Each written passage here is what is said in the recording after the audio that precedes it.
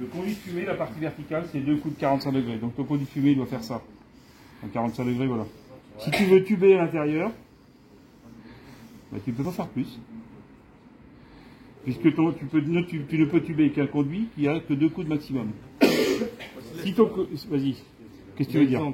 D'exemple, là, on va dire un chaudière, ok? Ouais. Et là, il est fumisterie, ça part comme ça. Alors, ça passe pas. Alors ça, c'est quoi? C'est le conduit de raccordement, là? Ouais. La cheminée, elle est là, la vraie cheminée verticale. Ouais. Si alors, on fait ça. Si la cheminée verticale est ici, ouais. Ça, c'est le conduit de fumée, 2 coups de maxi à 45. Sur le conduit de raccordement entre l'appareil et le conduit de fumée vertical, c'est 180 degrés, c'est-à-dire on peut mettre 2 coups à 90. Donc là, c'est bon. Ah, là, c'est bon. Voilà. Ah, parce que j'ai fait un chantier, là, quand vous m'avez dit là... Vous avez peur, hein? Oh, peut-être, il faut que j'en fasse tout. Mais non. Là, si c'est bon comme ça, c'est bon. Donc, c'est de l'intérieur, on peut faire... Le conduit de cheminée, c'est la partie verticale. Entre la partie verticale qui va sortir les fumées et votre appareil, ça s'appelle le conduit de raccordement. Sur la fumée, vous avez droit qu'à 2 coups à 45 degrés espacés maximum de 5 mètres. Sur le conduit de raccordement, c'est maximum 2 coups à 90 degrés ou 4 coups à 45 degrés. D'accord? Voilà. Voilà la règle. Raccordement électrique, alors sur nos machines, eh bien, on a des passages qui sont sur le côté, donc pour la connexion de la carte électronique, de la pompe, de la motorisée. C'est super bien indiqué. Là, franchement, on a fait quelque chose qui est vraiment... allez, un gamin de 4 ans, il peut le faire. Faites pas ça, vous n'avez pas le droit d'embaucher les gens de 4 ans. Hein. Comment? Il y a un peu la fumisterie qu'un gamin de 4 ans peut pas faire. Voilà. C'est ça, parce qu'il faut avoir 8 ans.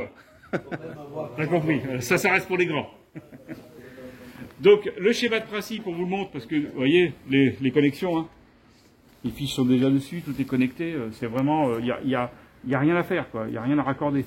La vanne d'aversion, donc ça, c'est quand on veut faire, par exemple, l'eau chaude avec la chaudière, parce qu'on va peut-être envoyer une connexion sur une vanne pour dire, bah, on fait plutôt l'eau chaude que le chauffage.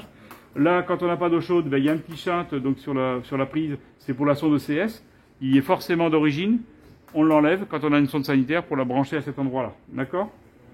Rien de bien particulier sur cette partie-là. TA, bah c'est le thermostat d'ambiance qu'on raccorde. Bon, il n'y a rien.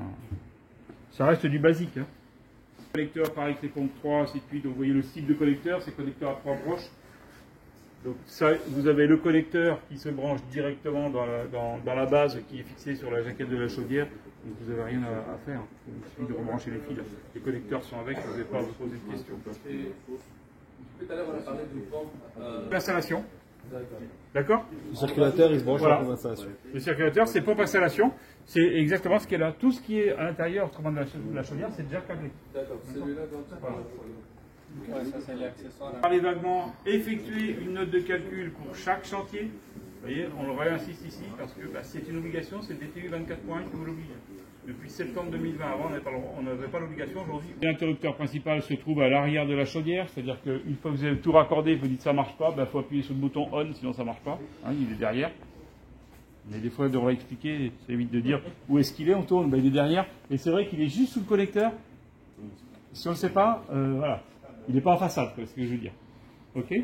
L'afficheur s'initialise au bout de 5 secondes, et puis l'afficheur E56 qui indique que la régulation a détecté les accessoires raccordés à l'arrière de la chaudière et qu'elle a reconnu la configuration hydraulique de l'installation. On acquitte le message et après, c'est parti. Ça galope. Voilà. Ah, c'est celui-là, moi je serais tout mais bon, c'est pareil. J'ai pas... Après, là, je vais vous passer. Voyez, on est en Ile-de-France. Vous pouvez afficher la tour Eiffel, ce que vous voulez. Il y a plusieurs images. D'accord. Là, vous avez après plusieurs menus système. C'est pareil. Bon, je dirais que ça va être un petit peu long si on parle. Comment? Ça, c'est le régulateur. C'est le régulateur. Hein. Donc, les compteurs habitation, son de flux d'air, son de pression, donc menu système. Là, on va retrouver, il faudra bien définir qu'est-ce que c'est dans le menu. Est-ce que c'est une gestion? Est-ce que vous avez un calibrage de vis sans fin, calibrage ventilateur? Vous savez, c'est pour les silos. Quand vous avez des fois de chaudière granulée, vous pouvez très bien mettre aussi un silo à côté. Mais nous, il y a le petit silo qui est à côté, qui est directement alimenté avec sa vis. Là, c'est quand vous avez que la chaudière Evo et que vous voulez lui mettre un gros silo, par exemple de 2 tonnes et demie ou 3 tonnes de granulés. Eh bien, il faudra définir, est-ce qu'on est avec une aspiration par vis sans fin ou est-ce qu'on est avec une aspiration avec un ventilateur? Parce que voilà, ça sera, faut lui indiquer, quoi. C'est tout.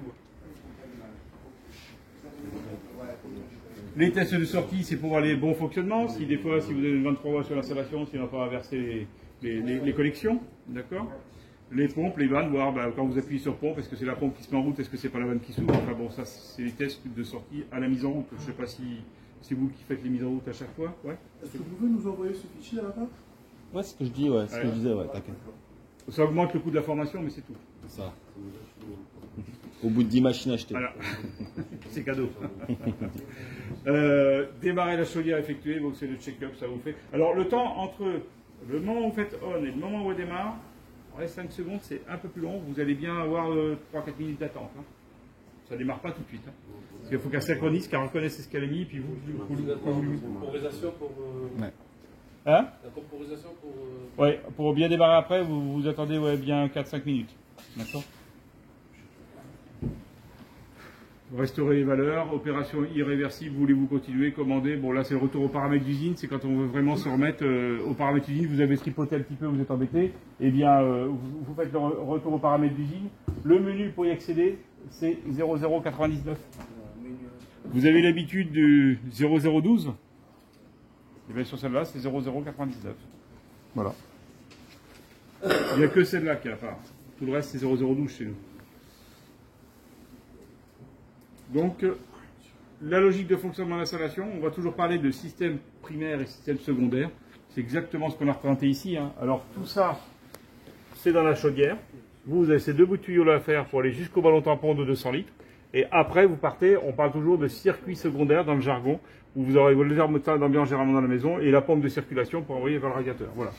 Voilà le schéma principe d'une installation bois. Vous faites ça, vous ne serez jamais emmerdé. Vous oubliez le ballon tampon, c'est sûr que vous allez demander des ennuis. D'accord. C'est classique, disconnecteur et tout ça, remplissage. Disconnecteur, oui, ça c'est obligatoire, hein, d'accord. La phase d'expansion, c'est obligatoire. On vous a dit 10% du volume d'eau d'installation, donc ne pas oublier que on a des vases d'expansion. Vous faites de la pompe à chaleur aussi, non? Oui. Les vases d'expansion sont des fois un petit peu plus gros. Vous allez voir ça et dire putain, ça fait plus gros. Oui, c'est normal puisqu'on monte à des températures plus élevées. C'est pour ça qu'on a besoin souvent de vases beaucoup plus importants. D'accord? Après, oui, disconnecteur, c'est obligatoire. Hein, ça, vous le savez pas. Sous pas de sécurité, les éléments de sécurité sont intégrés dans la chaudière. C'est pour ça que je ne vous en parle pas, mais c'est pareil, ça fait partie, je dirais, des équipements nécessaires. Hein. Ok? Voilà. Et puis bien là, maintenant, on termine avec De Dietrich. Voilà, le slogan de Dietrich, quand même. Hein. C'est même pas rien, ça.